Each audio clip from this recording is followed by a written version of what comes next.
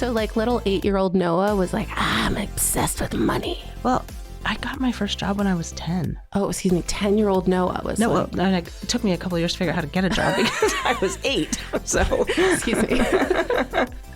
They're not like that plentiful at that age. Well, what were you thinking? Like, what got you so obsessed? I think my parents didn't have a lot of it. And so, that's when your parents don't have a lot of something or you have a noticeable lack, I think that, maybe makes you focus on it more than other things. And what I have come to understand just in, I really think there's an expression, money makes the world go round. I think money is a proxy for options in some way. Money is a proxy for choices, and choices mean freedom to me. Welcome to Seriously Catherine, a self-confidence podcast for women who want to be taken seriously in the world of business. Here's your guest host. Hello, welcome to Seriously Catherine. I am your guest host, Noah Simons, co-founder and CEO of Goodbread, a new small business lending startup that I am working on to make access to capital easier and more equitable for small business owners everywhere. Awesome. Yeah, thanks. It's a lot of work. Yeah. I'll tell you, launching a startup is no joke. Joining me today is Christine O'Donnell. She is actually the owner of the podcasting studio where we are sitting today.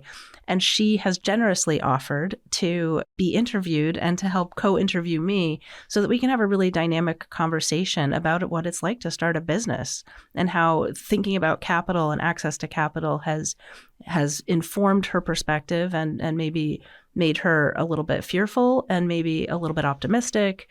And so just explore kind of what it's like to start a business as a woman here in upstate New York. Yeah. Well, thank you for having me. I am scared to have this conversation, but I also think that having conversations that we're scared to have is exactly why we should have them. Yeah, agreed. Totally. So let's do it. Let's run run straight for it. The hot take for today is that the Fed cut the interest rate by 0.5 point this week. And I mean, who the hell cares, right?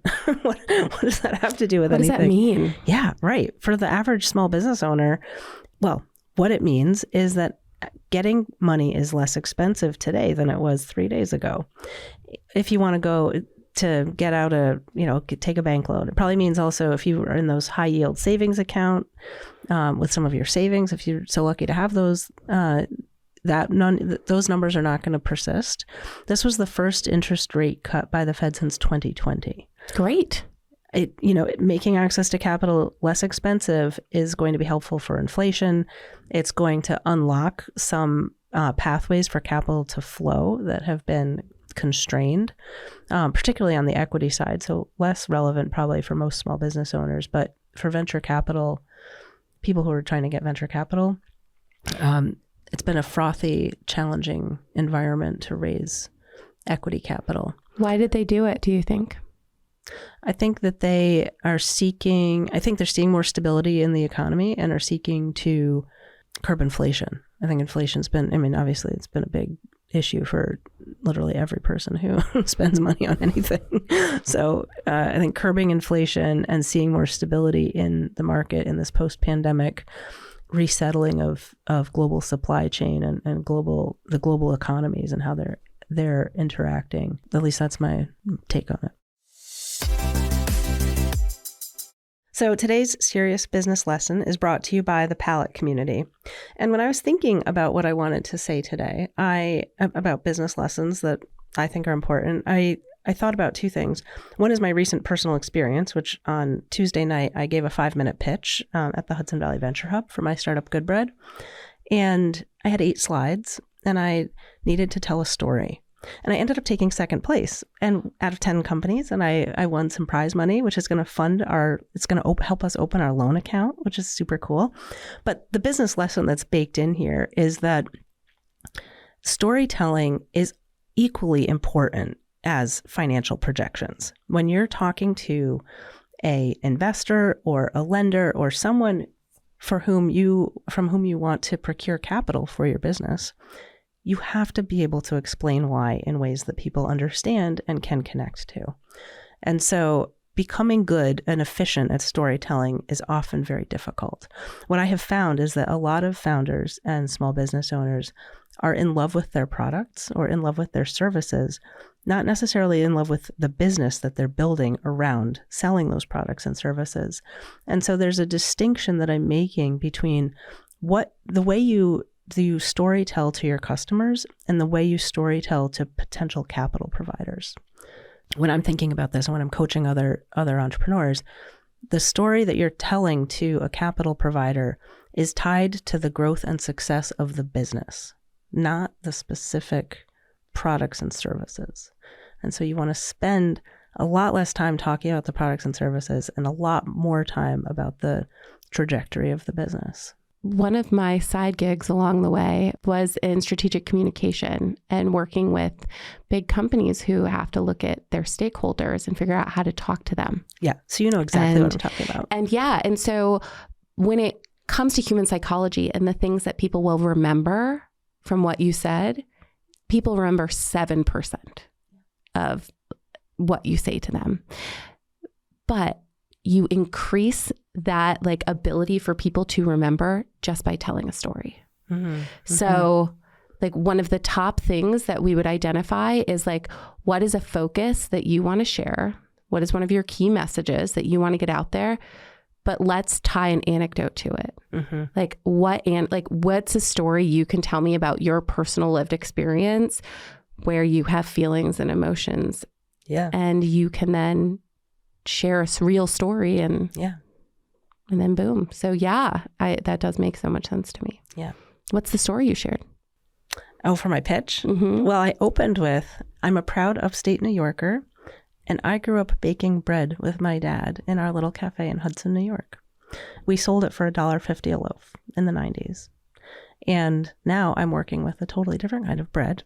Money, obviously, in case anybody missed that one. That's also known as capital. Yeah, capital. And then the second story that I told was going to a bank in 2015 for my food waste recycling company and getting turned down for an equipment loan. So some real lived experience tied to, that has made me even more empathetic to the path for many, many small business owners. This topic around access to capital is something that is near and dear to my heart because, I think growing up, I was obsessed with money and obsessed with having it and how people get it and trying to understand it. And then I've made it my life's work to try to answer those questions. So like little 8-year-old Noah was like, I'm obsessed with money. Well, I got my first job when I was 10. Oh, excuse me. 10-year-old Noah was it took me a couple of years to figure out how to get a job because I was 8. So excuse me. They're not like that plentiful at that age. Well, what were you thinking? Like, what got you so obsessed? I think my parents didn't have a lot of it. And so, that's when your parents don't have a lot of something or you have a noticeable lack, I think that, maybe makes you focus on it more than other things. And what I have come to understand just in, I really think there's an expression, money makes the world go round. I think money is a proxy for options in some way. Money is a proxy for choices, and choices mean freedom to me. And so I think money is a proxy for these core values that I really appreciate having myself, and I want to empower other people to also have those things so that they can live their best lives. Because otherwise, what else are we doing on this planet? So if you're not making money, don't be on the planet? Oh, no, sorry. I think a little bit got lost. Something got lost in translation there, Christine. Well, so my trajectory on my thinking about this is that my life's work is empowering other people to live their best lives.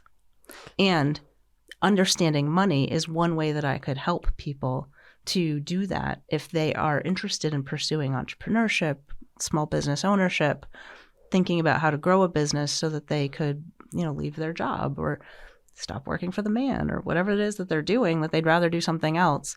Money is often a piece of that, right? Like most small business owners need capital to grow their businesses. And that capital is hard to figure out how to come by. And I would say that a lot of arguments in families sometimes revolve around money and whether there is enough to go around. And sometimes on the weekends, you spend so much time trying to catch up before the next week starts, just like doing all the things that need to get done so that you can work and try and make enough money to go to work again and over and over and over again. And sometimes that stops you from actually going out and doing things with your family, like spending time with your family and going on adventures or trips or just not worrying, like taking a breath to not worry and to feel safe for a second. Yeah. I think you're highlighting some very common experiences, particularly for people in America. And I feel really privileged that in addition to growing up with not a lot of money, which I do view as a privilege, I grew up in a family where my parents really didn't subscribe to keeping up with the Joneses. Now, if you ask my sister, or at least one of them, there's a very different perspective to have on this. But I think, some people might wish that we did keep up with the Joneses a little bit more. But I really appreciate the amount of freedom that I feel from being, not so caught up in, do I have the latest this or the most that or other, certainly I think it is maybe human nature. I'm not sure about this, but maybe human nature, certainly American culture, to believe that there isn't quite enough and to have this like just a little bit harder, just a little bit more, just a little, of really trying to stay on this hamster wheel. And I just want to pause and give you permission to not do that. I wonder, just ask yourself the question, what would it be like if you got off the hamster wheel and that you look around, you look at what you have, you look at how full your life is with love and friendship and health and wellness and just be there in that place of like abundance of you have enough. And yeah, you're going to get another client. You're going to lose a client. Your business is going to go up. Your business is going to go down. But through it all, you have enough. What do your kids need? What do you need? Like, you need love. You need consistency, food, shelter, clothing. Like, that's it. Like, those are the things you need. Yeah. So, but I think we're getting off track. Those are like higher human aspirations, I think, for. Well, yes. I guess for me, like, of course, I'm taking this all very seriously. You're speaking directly to my heart. So I would say like things that when I think of like, what do I need to feel like I have enough money? And I am the oldest child. I am somebody who has constantly felt like it is my job to take care of everything and everyone. And it feels like for the majority of my life that everyone has counted on me. And there is no safety net. There is no like gift of money that's going to come and help give me that pause. Like it feels like that's not existent. And when I think about it, I'm like, how much money would that be? Like that I would be, okay, well, like what bills do we have to pay?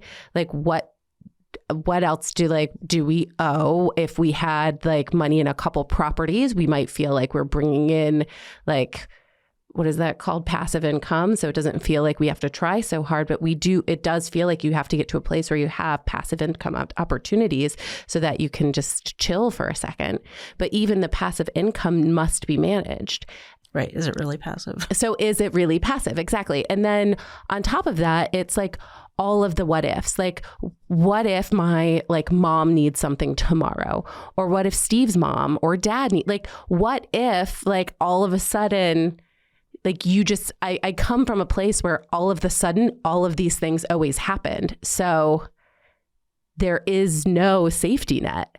There is no, it's like, to me, like thinking in abundance is like, there's always a way to get more money. Like if I have it tomorrow, there's another way, there's another opportunity to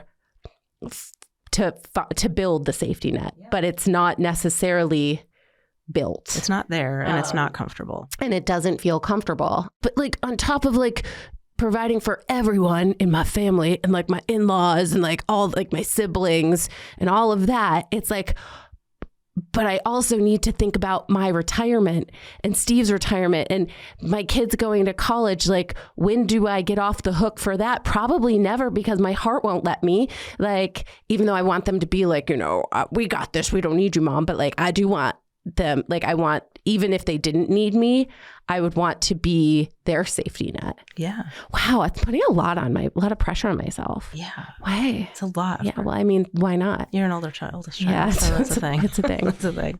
I'm super curious about how you embraced entrepreneurship given your fear.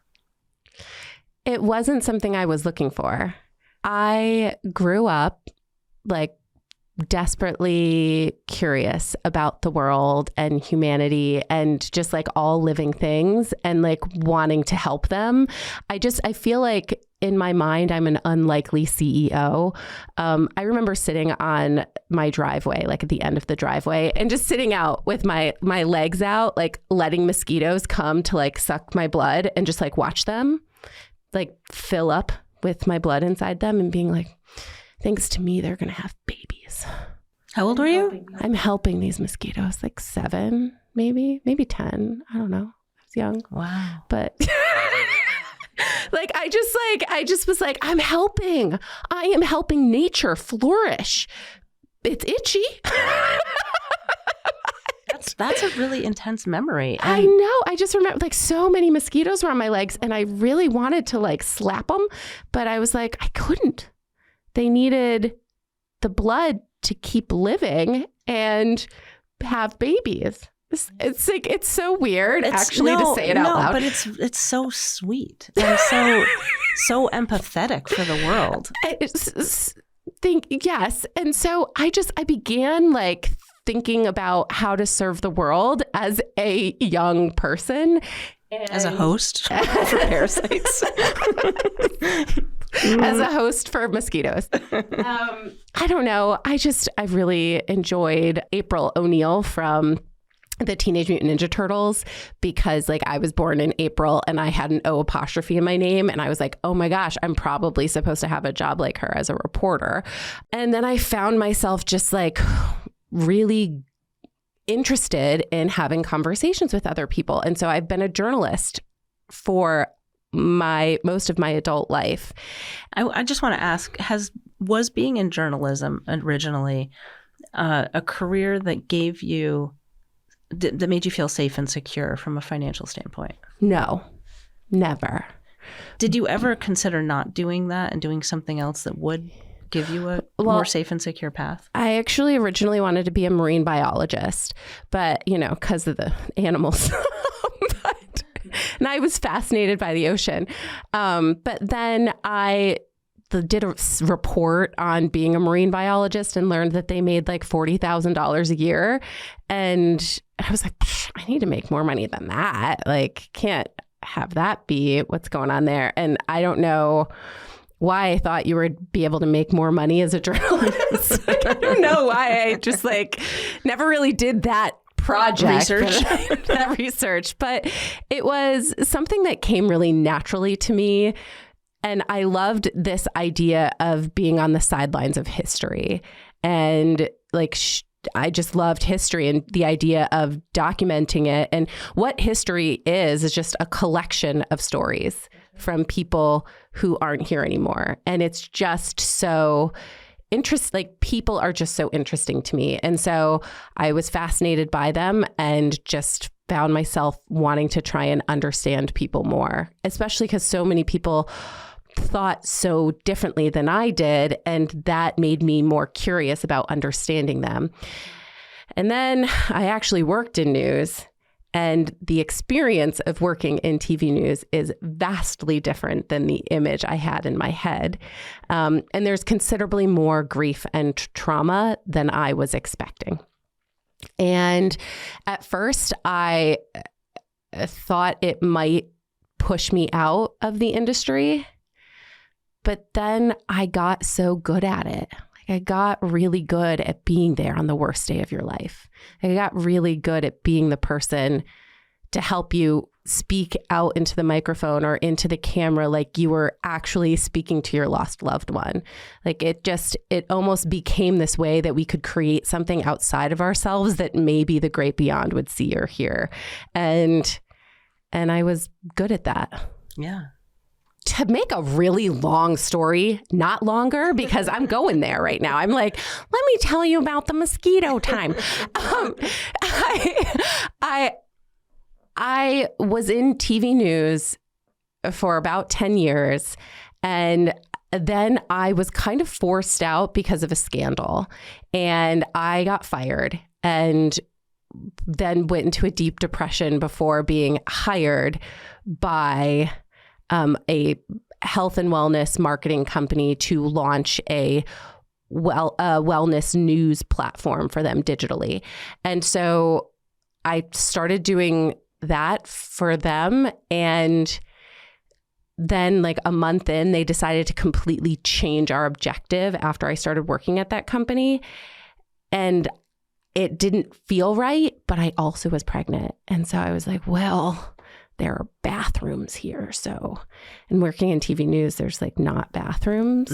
Yeah, anywhere. I can see how that would be You're appealing. just like, hi. Yeah, I know we're at a crime scene, but could I like borrow your toilet? Is that cool? I know you don't know me, but like I'm on the news. I'm You safe. should know me. Can I just like, I'm locally famous. can I just use your bathroom? So, like, Awkward. Yeah, or there's just like a lot of Starbucks bathrooms I would go in, or Stewart's. Like, Oh, yeah. yeah. Oh, thank God for stewards, right? Exactly, and you're working at all hours and often not in safe places, covering fires, breathing in. Yeah, you're things. pregnant. Yeah. You're not really So I looking was to like, go back you into know, that. I might just stay here, even though they're changing the position a bit. And eventually, they decided to dissolve the part of the company that I was in. They had planned on me being a part of that dissolution, but I moved up my maternity leave by 1 week, kind of as a surprise to them. I had told them that I might do that. But anyway, so I got saved by the baby. They let go of everyone else. And then I decided not to take all of my maternity leave because I was scared that I wouldn't have money or a job. And so I went back to work early. They had me develop and launch a podcast for them. And then because things were going so well, the podcast I launched became one of the top podcasts in the wellness space worldwide in just 4 months. And that's awesome, right? I like did that while pumping in a closet and meeting all of my other like deliverables for my job at that company. And I got it. Everything was going so well that I was like, I think I can take the rest of my maternity leave, because you only have your child's first year of life to take all of the maternity leave. So I planned to take the rest of it and set everything up. And when I came back from my maternity leave, they were like, hey, so-and-so is now in charge of the podcast. You're no longer going to be on that. And like, we're going to have you work on these other things. And that's like, for me, was like, why am I letting other people decide the trajectory of my life? Like, I'm kind of at the point now where like, why not me? Why not I? Why don't I try this and see if I can't make it happen for myself? And so I did. How long ago? 6 years. Yeah. So what was your next step? You had this aha moment. You said, I'm not going to let other people control the trajectory of my life. Mm-hmm. What did you do next?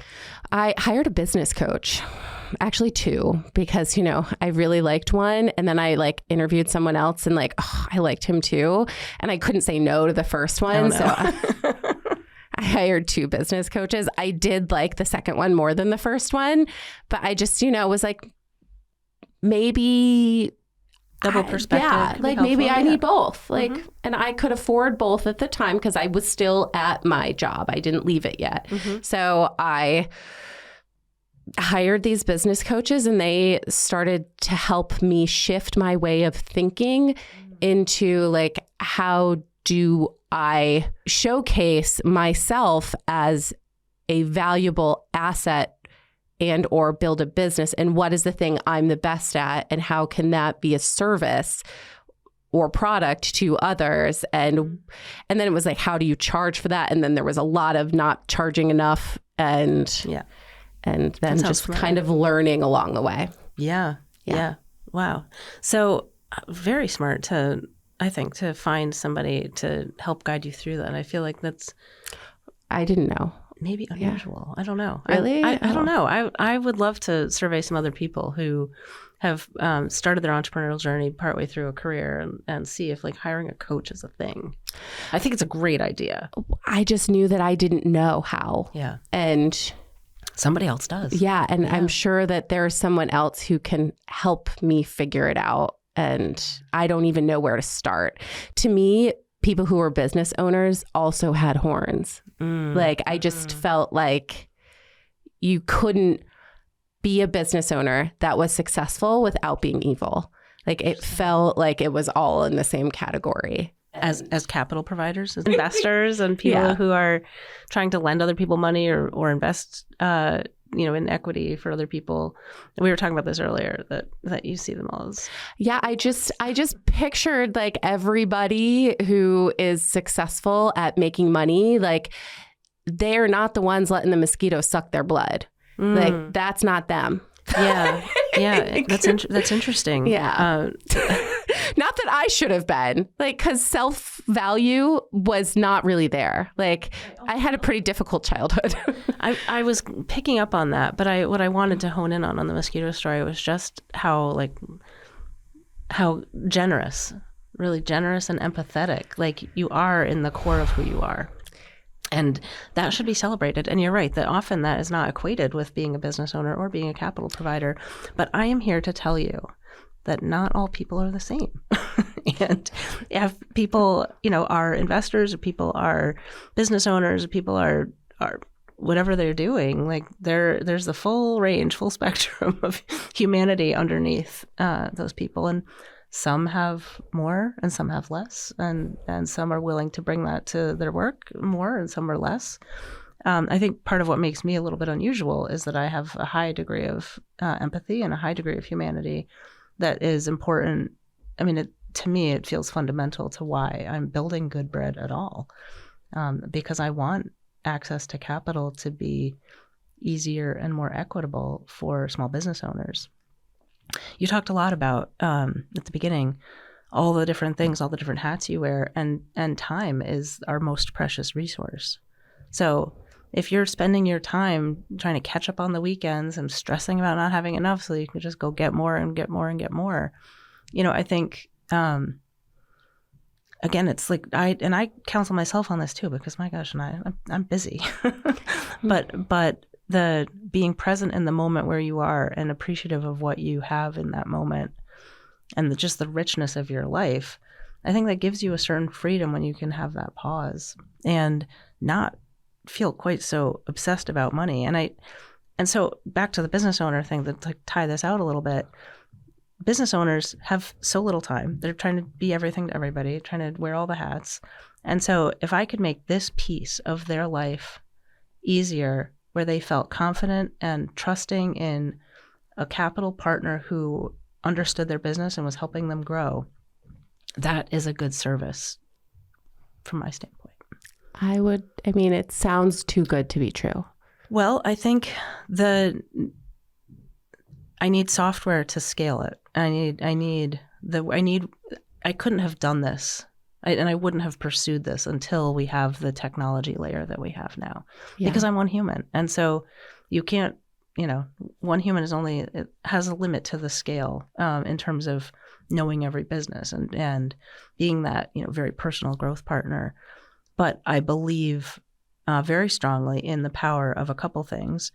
I think the power of technology, very strong, and our ability to manipulate technology to serve our aims. I believe that we are building a new way of underwriting at Good Bread. And I have a lot of confidence in the methodology and the hypotheses that we're going and building this new system with. I believe in technology, and I believe in the power of community, and I believe in the power of people coming together. And my work with Good Bread is to pull the best parts of character-based lending that integrate community interaction and context for where the business and the business owner exist into a fully automated digital platform that's built on humanity. So that's the very big aspirational goal for what I and my team are working on. And our initial approach was to ask the question, how could we feel confident? What would give us confidence that a business owner would repay a loan? And we went to the literature. We went to the academic work that's been done. How likely are people to repay loans? How do we know? And we did this large review on 2 vectors, actually, of academic study. One is around lending and people's attitudes about taking loans and repaying them. And the other is on aptitude for entrepreneurship and suitability for being a small business owner. And so I worked with a scientist, Ron Raggi from the University of Rochester, a deeply expert at designing assessments, at reviewing what's been done, designing new assessments to measure different things, and then going and then actually validating those assessments. And so we worked with him on that work to stand up the sort of first leg of our underwriting process. So when Goodbread launches, you will be able to go to our app, and in the application process, you'll be asked to take this entrepreneurial aptitude assessment. We're still working on the name for it, but this assessment is we expect to be predictive in loan repayment. Does that make sense? Yeah. I of course am selfishly thinking about myself, and I'm like, I for sure would have failed that at the beginning. I think that for me, 6 years later, I probably could pass it at this point. But well, the question is like, do you think that the ends justify the means? How, on a scale of 1 to 6, and I'll tell you why 1 to 6. Okay. On a scale of 1 to 6, how ashamed do you feel if you make a late payment? How scared are you of getting sent to collections? Like, these kinds of questions are the kinds of questions that are in this assessment. Okay. Some of them you could probably figure out like what we want to hear, right? And you're probably going to say, I'm terrified of going to collections. But there are other things that might not. Do you feel shame? Yeah. Do you feel shame? I just woke up feeling ashamed. Oh. Are you Catholic? Yes. I was raised Catholic. I'm sorry. That definitely didn't help.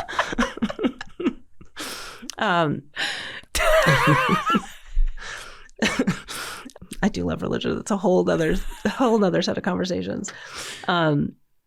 Yes. So, fear, shame, guilt, like these are really, really strong, powerful drivers for behavior.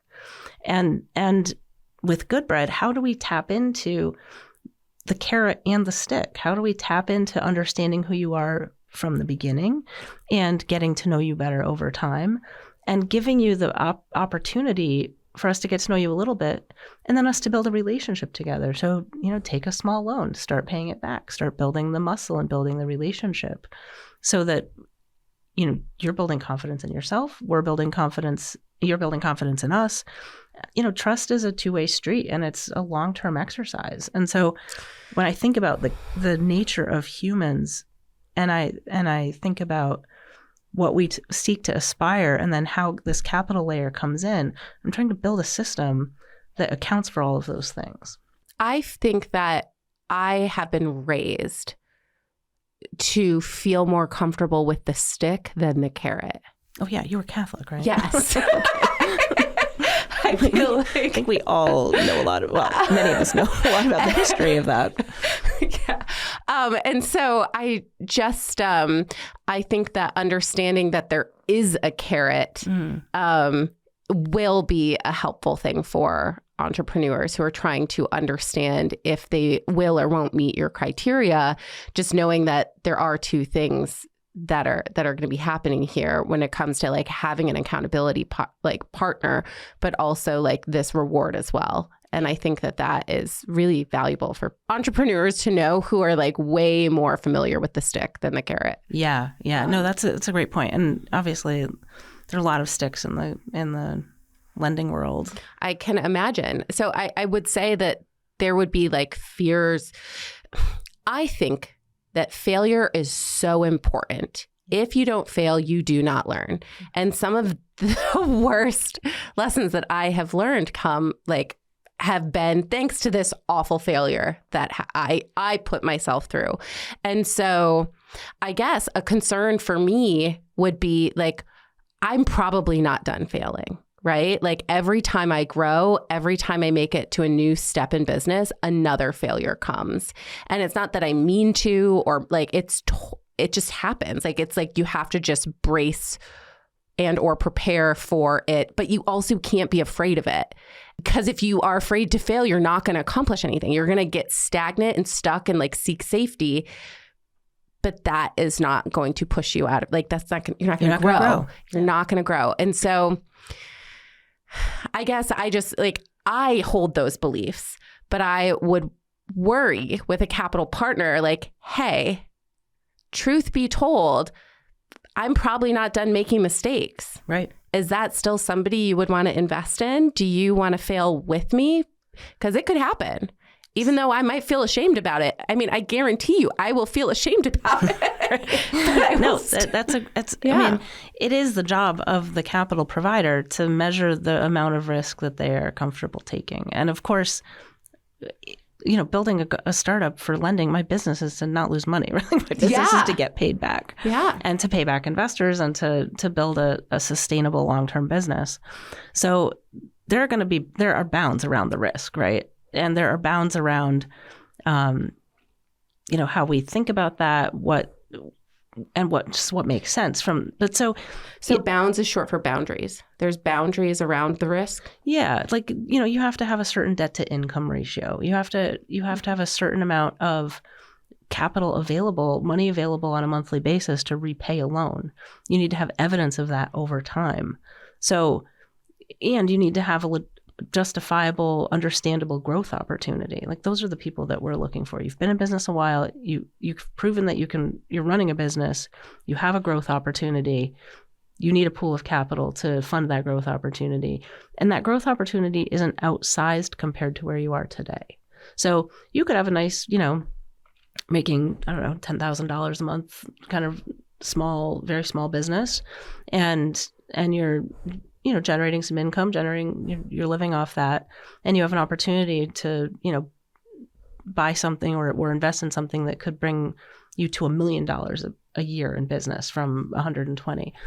That's a big jump. I would say let's sort of walk before we run, right? Yep. Go from crawling to walking to running. And so modulating the risk in context with where you are and what it means to walk from crawling, or what it means to start jogging from walking.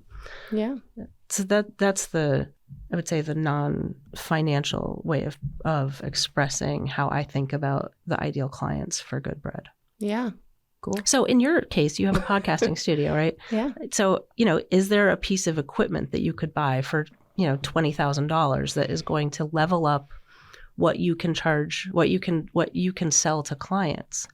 Or is there a marketing opportunity where, if you spend X number of dollars, you could open up this whole new vector of revenue for you? Well, there's a couple different, I can share a little bit with you about the podcasting industry. Yeah. I had built up some savings, some decent savings, and I did not accept money from anyone. I just kind of had a decent amount of money in my bank account. And I actually was hoping I never would have to spend it. But there's a couple things that you do need to buy, and it's pretty low barrier to entry when it comes to podcasting. Mics, camera, a lot of this stuff we already had because we were journalists and we just had already invested in these things. And I guess just didn't even think about it as a business expense. But there's not a lot of overhead with podcasting. And I started by in production, selling production packages to people who are interested in launching podcasts. And so I started with one. I had a referral from the podcast that I had originally launched. And I also had met this person that we had met, and then I got a referral from Dr. G, and we worked together to build her podcast called The BS We Feed Ourselves. So I went from producing the Dr. Gundry podcast, which is a health and wellness podcast, to then producing The BS We Feed Ourselves, which was also a health and wellness podcast, but more like the food you're feeding yourself actually might be crap. Like the thoughts you're feeding yourself actually might be crap.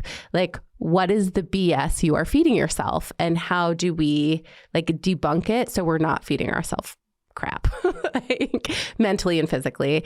So I went from producing that show to producing another show, and it was just a time investment at first. Like, I agreed to do it for free at first, just to see if you could, if I could, and if like she liked it and wanted to do it. Like, I didn't want to charge her, because you didn't feel confident. Yeah, and I was like, I like this, I don't know, and so I just did it for free, and I did it while I was still working at the marketing company, just in my spare time, like after hours and on the weekends. And not to mention, I had a newborn and, well, not newborn, but 1-year-old. And it's just like all the things like that you have. And then like I went from one production to another production, and I just kind of kept saying yes to opportunities, and for sure undercharging. And I eventually got myself to a place where I was like, oh, I'm going to make a course. That'll help people, because when I first launched a podcast, there was no courses, and there wasn't even a podcast about podcasting yet. And so I decided I was going to launch a podcast about podcasting, and I was going to call it Podcasting Made Easy. And I hired a graphic designer, my first big investment. And I saved that contract because I was like, I need to know what these contracts are so I can then send them to people. I was like, what's work for hire? Oh, so I can like use this branding, like the logo and stuff. And he's not going to come after me for the IP. Like, I didn't even know what IP was. Yeah. Like, there was all of these things that were brand new to me at 30 something years old. Yeah. Wow.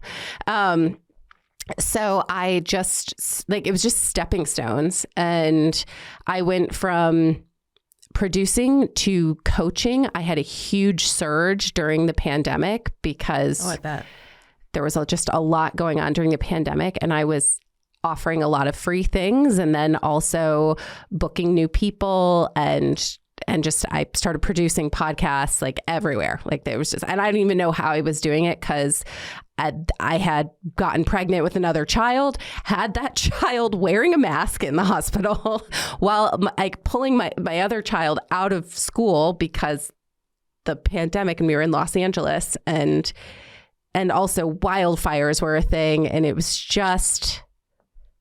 was insanity. And my husband was an essential worker for the news. So I was just at home running my business, taking care of these children, and just trying to do it all, and like totally like losing myself. Like I was a shell of a human, and I wasn't even sure how to keep on existing. Like, I just was struggling so much because there was zero self-care happening. And any self-care was like self-flagellation care. It wasn't like, I'm doing this to care for myself. I'm doing this because you're not enough, Christine. You have to get on that bike because you're gross. So it wasn't kind to myself. No. And so it just was a real, like, the pandemic was like a tough time, I think, for everybody.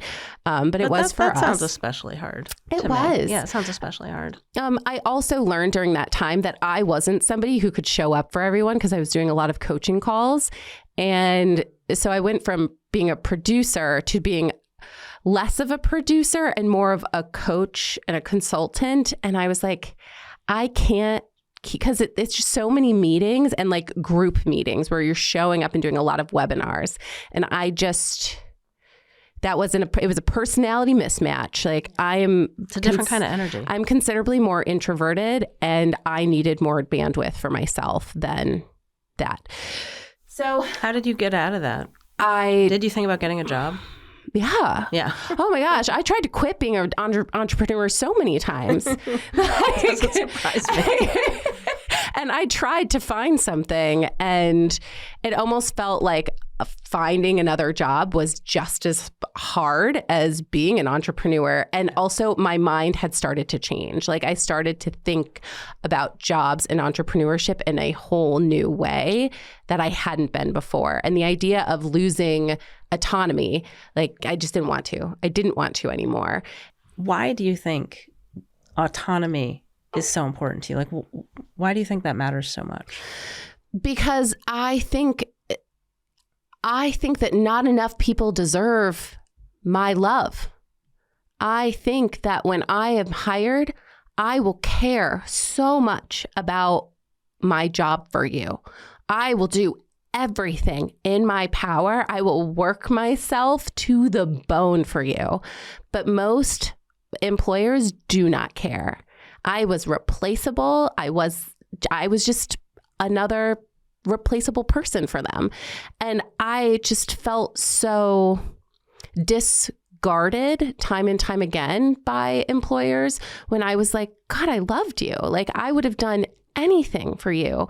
And you just like chewed me up and spit me out and then moved on to the next. And nothing I ever did was good enough, it felt like. And it just was like, and I don't know if this was my perception or the reality, but it just felt like nobody, like when I started looking at these people who I was working for, I'm like, why do you deserve this much love?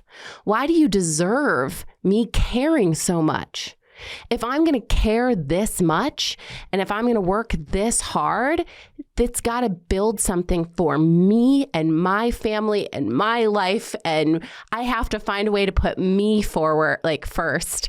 And once I started doing that and started like actually finding success and like closing deals, and all of a sudden people were valuing my services and appreciating me, and it still takes me by surprise to this day. But I just am like, why didn't I put myself first for so long? Why did I feel like I had to be on the sidelines of history? Why couldn't I be a history maker? And there was a switch that happened in my entrepreneurship journey where I was like, why not me? Why not? And I'm like, you guy don't deserve it. You guy didn't deserve it. Like you took it. You step up and you take it. And so I was it felt forced, but I did. I finally just chose me, and it took a while. And I tried to give up on me quite a few times, and then I don't know. But that doesn't stick. So you keep coming back to you. I did. I do keep. Well, I mean, I'm really accountable.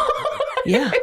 I love that. Well, and just first off, thank you for sharing that. I feel like it's pretty intense to know that about yourself and to share that about yourself. So it's real. It's real. And I think, it's also highly relatable content, I think, for many, many people. Oh, that's why I'm here. I would love to hear, just when you think about your business now, like, is there a growth trajectory? Yeah, there is. Yeah. How does the business grow? Well, there's a number of different revenue streams. Production has been the main thing that has really pushed us forward. But outside of production, podcasting is still a new industry. And what we are seeing is the listenership of people who are curious about podcasts, want more podcasts, listening to podcasts is just on an upward trajectory. The data is there.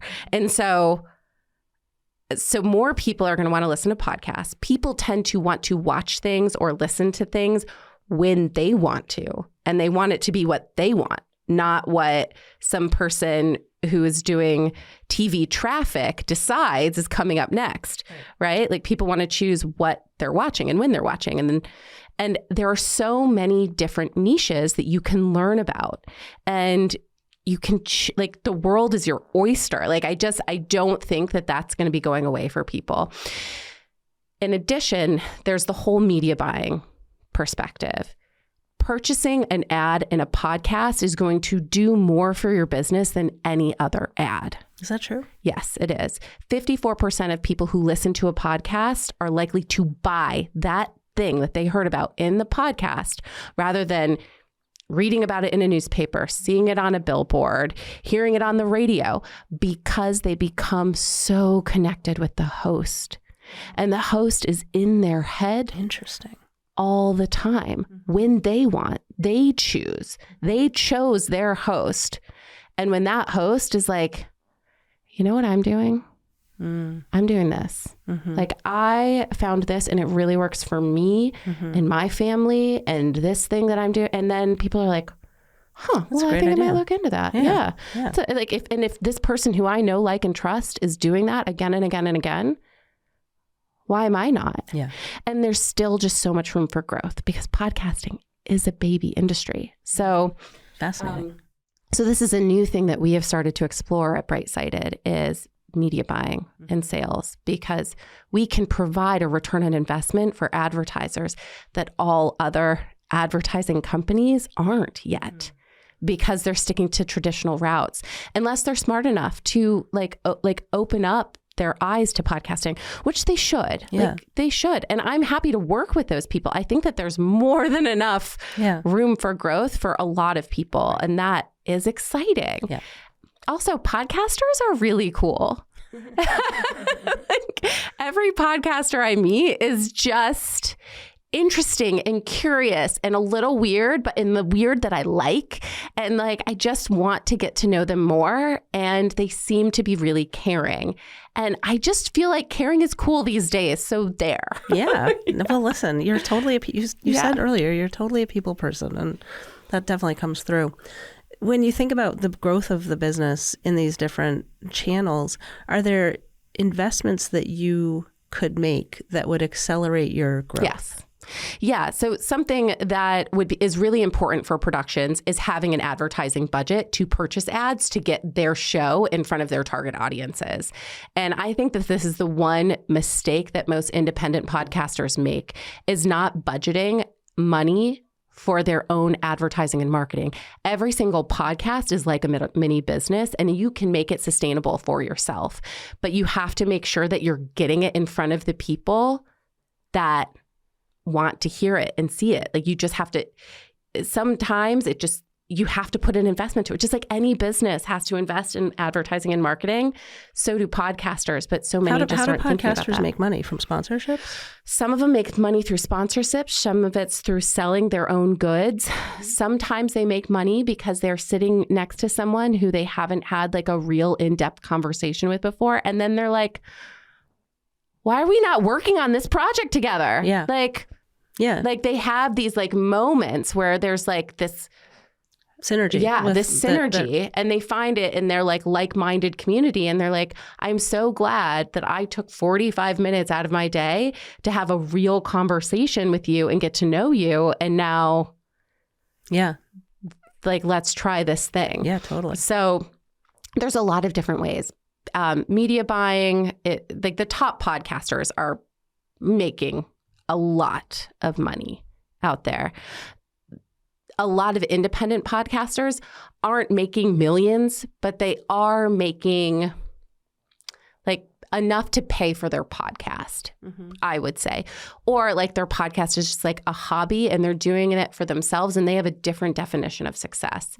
And so sometimes that definition doesn't have anything to do with money. It just depends on the person. Yeah. Yeah, totally. I'm mostly interested in the money side of things. I know you are. Well, and mostly interested, like, from you, if you're thinking about this, this is your podcasting business. Yeah. You are in the business of helping other people either make a business out of podcasting or not, make podcasts for whatever reason.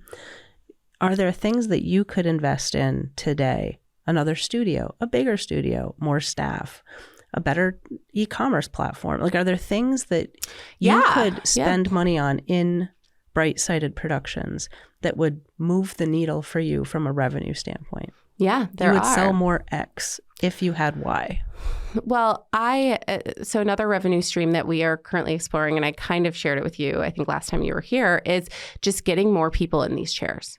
Like, I love the idea of helping people create more content, but not gatekeeping the process. So to me, what that means is selling studio space so they can come in, create something with high quality equipment and audio, and then go off and do whatever they would like with it. Because a lot of people these days are really savvy when it comes to editing and social media, especially the younger generation. Thank you. Yeah. And so we can, I think we got to get the word out about it. And we just haven't started yet because we just do one priority at a time. Otherwise we will get overwhelmed and just like not move. Yeah. Yeah. Totally. I get that. Is there a scenario where you would say, you know what, I'm going to take a loan out so that I can invest in a ton of advertising so I could grow this particular line of business? Yeah. I mean, it'd be scary. And then I have to convince my husband too. Oh, yeah. I know. So we get like, it's really great that actually now, unlike within my lifetime, like 40 years ago, you don't actually need your husband to co-sign for that loan. Yes, I agree. And it wouldn't be about I know. It just would be about like. I'm just pointing out that women and access to capital, it's been a real problem. Yes. And just within my lifetime, when people had to have their husband or their father co-sign for a bank loan. Yeah. Or women could not get a bank loan. Yeah. How crazy is that?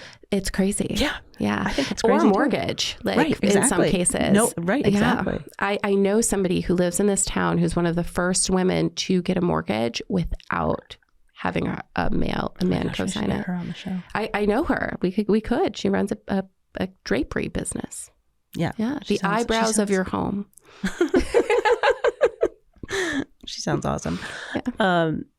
Fascinating. So, yes, obviously some psychological hurdles and some relationship hurdles to take that kind of a risk. But yeah, I am working with you a little bit on an imagination exercise on what would it be like if you were thinking about growing your business more strategically and less from a place of like, well, just more strategically. I think I'll leave it there. I think that would be awesome.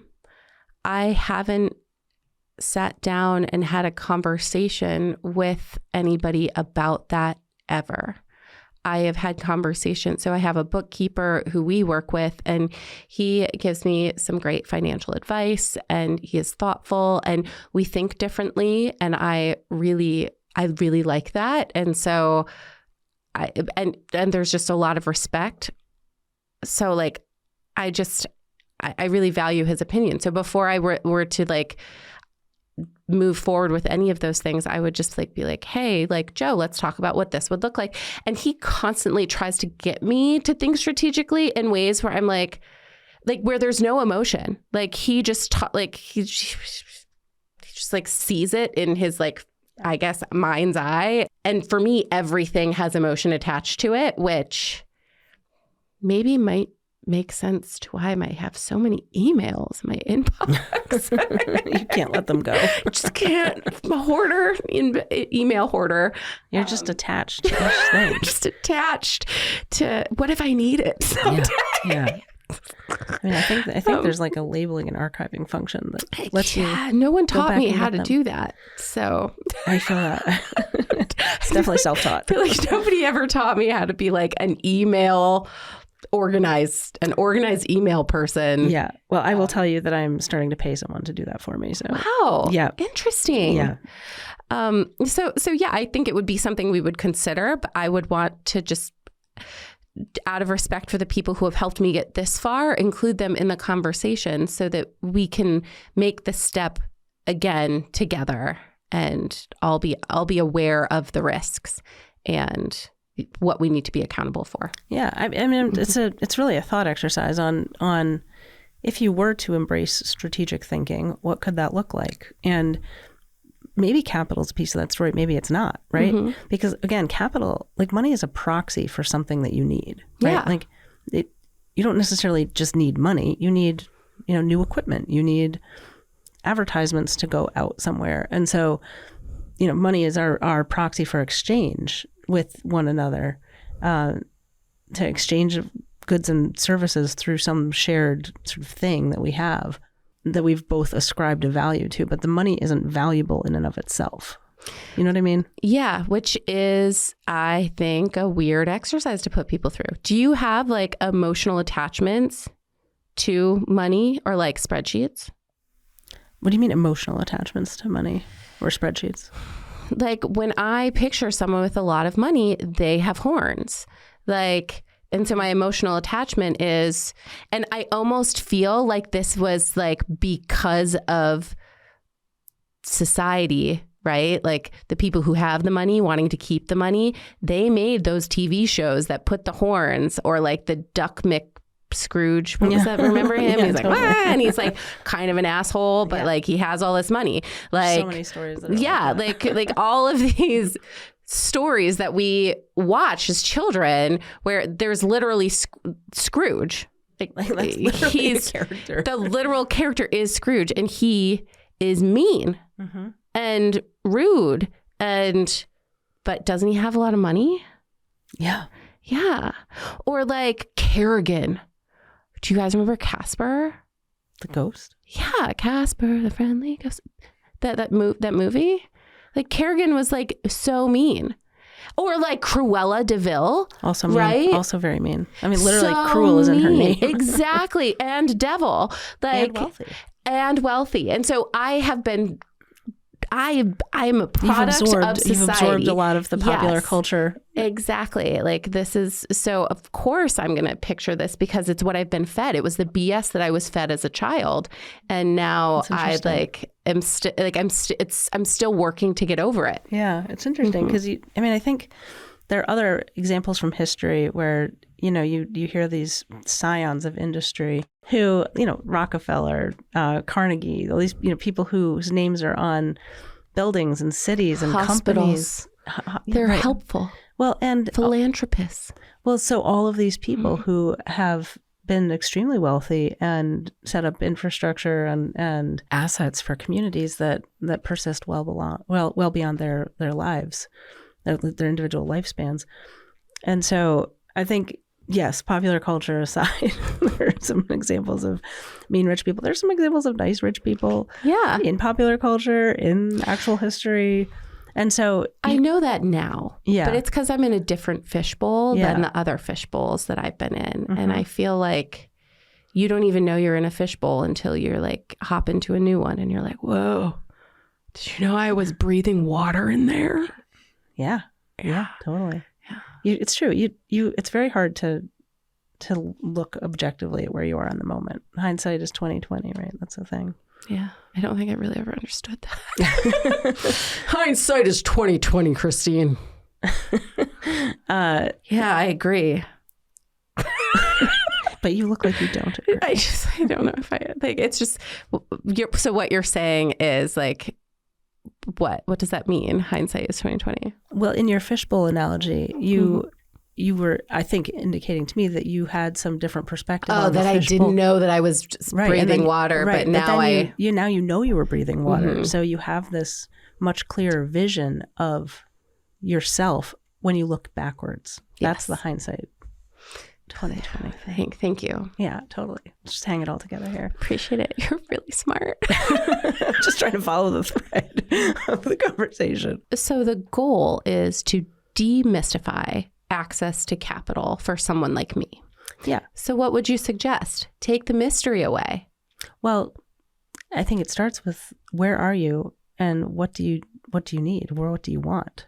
And I think of it more as where do you want to go from here? And then how do you get there? And then how does capital come into play?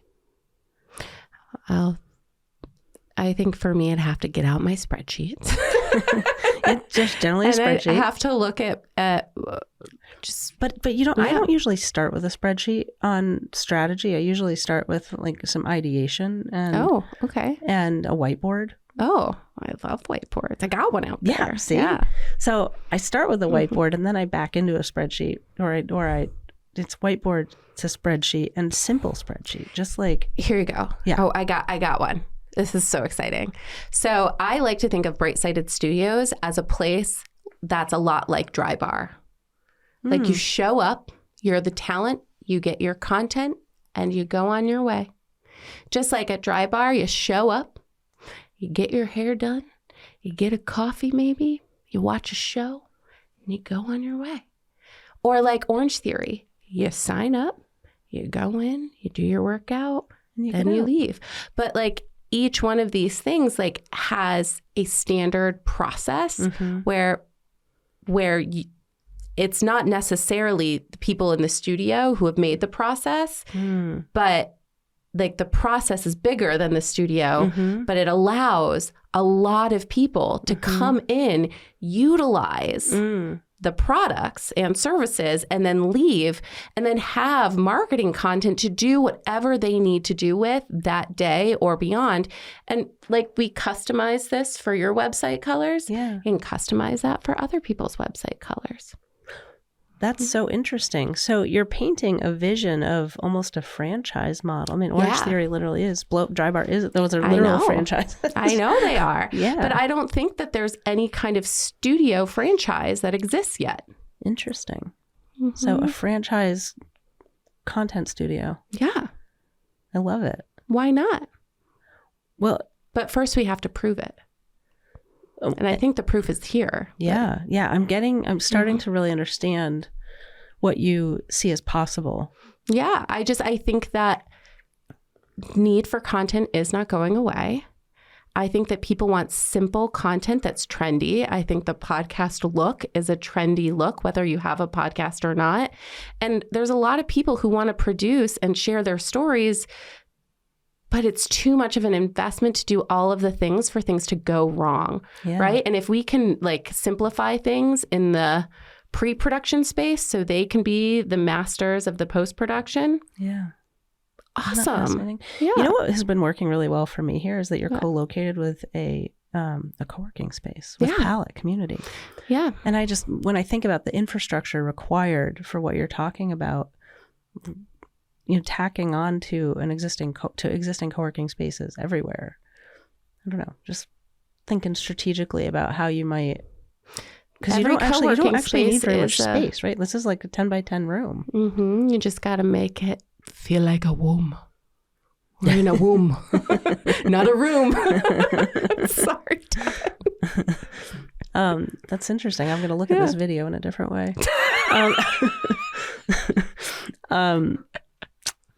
So is this your vision for what you want to do with Brightsided? I think that it is the next step. I think that I need something that is scalable, that's less expensive, and is something more people can just access. Yeah. I think that making access to high quality content is really important. Yeah. And I think that a lot of people have amazing stories to share. And without sharing your story, how do you expect to sell your product? Yeah. People want to know, like, and trust you before they purchase something from you. Yeah. More and more, right? Yeah. And people want authenticity. And the creator economy is real.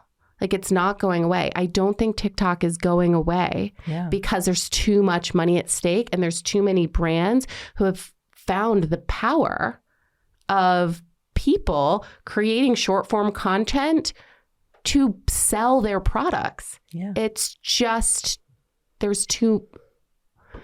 I just don't see why it would go away.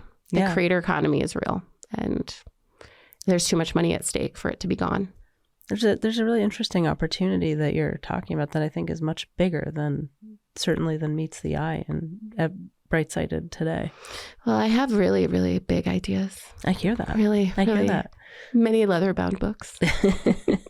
When you think about that sort of big aspirational goal, do you have okay, well, I want to build this thing at the end. My next step is X, or my next 5 steps are X, Y, and Z, and A and B. Yes, I do. I do have a plan.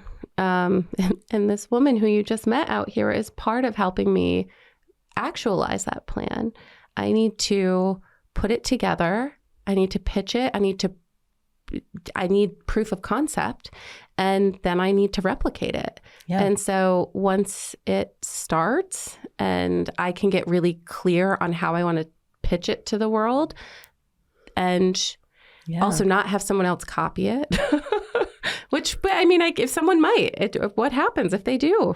I know you're I just have to talking have on a this better podcast, giving this idea out in the world. You might edit this part out.